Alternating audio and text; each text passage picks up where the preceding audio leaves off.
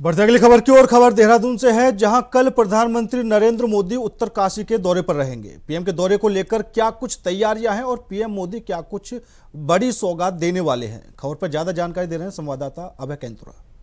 प्रधानमंत्री नरेंद्र मोदी एक बार फिर उत्तराखंड के दौरे पर आ रहे हैं, जिनका एक दिवसीय दौरा उत्तराखंड के लिए कई मायनों में फायदेमंद साबित होने वाला है। प्रधानमंत्री नरेंद्र मोदी उत्तरकाशी के हसीन मारे, यहाँ पर जो मुखबा है, जहाँ पर माँ गंगा की डोली शीतकालीन प्रवास स्थल पर रहते हैं, यहाँ पर आएंगे, शीतकालीन यात्रा को लेकर संदेश देंगे। माँ गंगा की जो डोली है उसकी पूजा अर्चना यहाँ पर करेंगे। इसके अलावा हसीन से सीधे तौर पर उत्तराखंड में जो विभिन्न विकास की जो परियोजना है, जैसे रोपवे की जो परियोजना है, चाहे वो केदारनाथ की हो या यमुनोत्री धाम की हो, उसका शिलान्यास भी यहाँ से करते नजर आएंगे। यानी ये कह सकते हैं कि अपने इस दौरे पर प्रधानमंत्री नरेंद्र मोदी उत्तराखंड के लिए सौगात देने जा रहे हैं। पहला सौगात विकास के कार्यों के, दूसरी शीतकालीन यात्रा को लेकर उनकी तरफ से संदेश देने का काम यहाँ पर किया जाएगा, क्योंकि उत्तराखंड में इस समय शीतकालीन यात्रा चल रही है और उस शीतकालीन यात्रा में श्रद्धालु यहाँ पर पहुंच सके। जिस प्रकार से चारधाम यात्रा में आते हैं, उसी प्रकार से शीतकालीन यात्रा में यहाँ पर आ सके और उत्तराखंड का जो पर्यटन है उसको मजबूत करने का काम यहाँ पर होगा।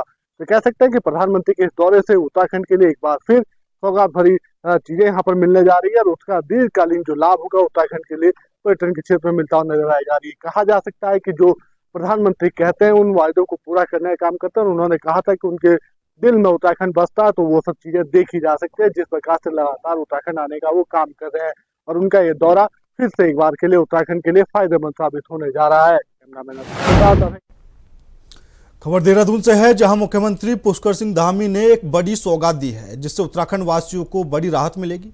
क्या है इस सौगात के बारे में बता रहे हैं हमारे संवाददाता धनराज गर्ग। उत्तराखंड के मुख्यमंत्री पुष्कर सिंह धामी लगातार उत्तराखंड वासियों के लिए योजनाओं पे योजना निकालते हैं, चाहे वो युवाओं की बात करें या फिर महिलाओं की बात करें या फिर अधिकारियों की बात करें या फिर सरकारी कर्मचारियों की बात करें। और हमें देखिएगा कि जिस तरीके से मुख्यमंत्री पुष्कर सिंह धामी ने महिलाओं को कहीं ना कहीं एक नई सौगात दी है, तो वहीं अधिकारियों को भी एक बड़ी सौगात उत्तराखंड के अंदर मिली है। क्योंकि अभी तक देखा जाता था कि जो अधिकारी हैं, यदि उनको शासकीय कार्यों से कहीं दूर जाना पड़ता था तो वो कहीं ना कहीं मोटर मार्ग से जाते थे और मोटर मार्ग से जाने के कारण कहीं ना कहीं जो सरकारी कार्यों में बाधा है वो काफ़ी दिन तक देखने को मिलती थी, क्योंकि कर्मचारियों की कमी भी कहीं ना कहीं उत्तराखंड के अंदर देखी जाती है और ऐसे में कर्मचारियों को काफ़ी दिक्कतों का सामना करना पड़ता था। लेकिन अब मुख्यमंत्री पुष्कर सिंह धामी की तरफ से एक बड़ी सौगात कर्मचारियों को दी गई है कि यदि उनको शासकीय कार्य से कहीं अन्य जगह पर जाना है तो वो कहीं ना कहीं हवाई सेवा का लाभ ले सकते हैं। और इससे कहीं ना कहीं लगता है कि जो योजनाएं सरकार ने अब सरकारी कर्मचारियों के लिए निकाली है, इससे कहीं ना कहीं लाभ मिलेगा और शासकीय कार्य में इस तरह की बाधा भी नहीं पड़ेगी। यानी कि कहा जा सकता है कि जो काम 5-6 दिन में किया जाता था वो अब एक दिन में कर सकते हैं। तो इससे कहीं ना कहीं जो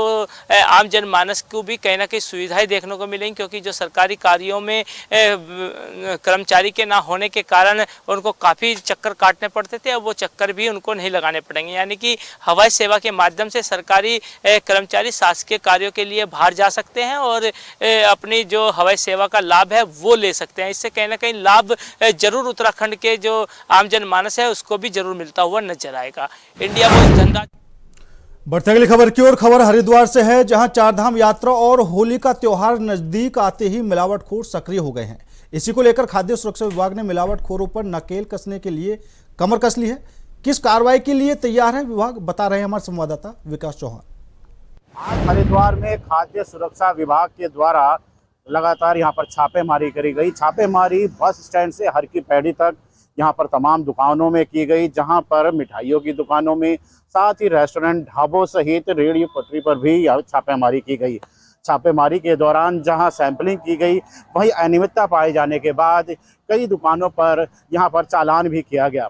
खाद्य पूर्ति विभाग ने विशेष तौर पर बस स्टैंड की भी यहाँ पर छापेमारी करी, जिसमें कई बसों का भी उन्होंने यहाँ पर इंस्पेक्शन किया, जिसमें उन्होंने ये देखा कि कहीं जो दूसरे प्रदेश हैं या दूसरे ज़िले हैं वहाँ से कोई ऐसी वस्तु जो खाद्य पूर्ति विभाग या खाद्य विभाग के द्वारा देखी जा सकती हो, जो इन बसों में आती है। जिस तरह से मावा की जो सप्लाई भी यहाँ पर देखने को मिली थी पिछले दिनों, उसकी भी यहाँ पर चेकिंग की गई और विभाग के द्वारा ये भी कहा गया कि ये जो विभाग की जो छापेमारी है वो लगातार यहाँ होली तक लगातार ये जारी रहेगी, ताकि जो त्योहारी सीजन है उसको सुरक्षित यहाँ पर बनाया जा सके। Vikas Chauhan, India voice, Haridwar.